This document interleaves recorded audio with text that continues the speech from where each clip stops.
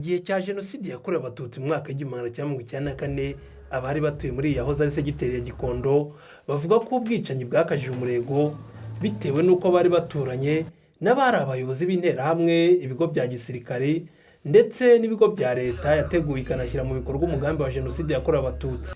Bavuga ko itariki ya 9 Mata itazibagirana mu mateka y'aka gace. Yaturanye na hano Kimihurura muri Kanjepe, twaduturanye kandi na Kankigari, ndetse harimo n'ishuri rya SM École des Sous-Officiers Militaires, ndetse na hoteli ya Rebero Horizon, hoteli ya Byarimana. Ndetse hano twari duturanye na Bucyana Martin, ariwe washinze wari president wa CDR, ndetse na Bitabakajuga n'abanyamakuru ba RTRM, na bamwe mu bayobozi n'ubundi b'ingabo. Icyo gihe abenshi bose baratuye muri Gikondo, nk'umurenge wari wegereye n'ubundi ibice by'umurwa mukuru.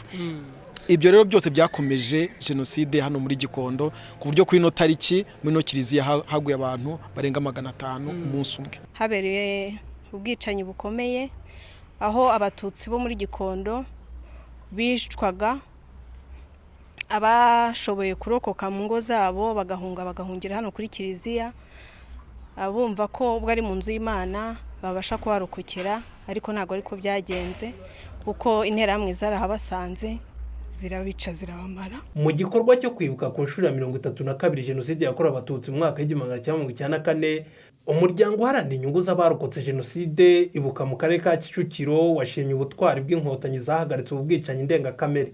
Aho tugeze twiyubaka rero, urwibutso uko rubona ntago rwari runini cyane, ariko urabona ko tumaze kwandikaho amazina, tumaze kugira aho tugera, kuko abenshi bamaze kugira ubuzima bufatika. Muri iki gikorwa bunamiye ndetse banashyira indabo ku rwibutso rwa jenoside yakorewe abatutsi rwa Gikondo ruhukiyemo imibiri isaga 500. Abandi ntibamenyekanye umubare kuko nyuma yo kubica baratwitswe bahinduka ivu.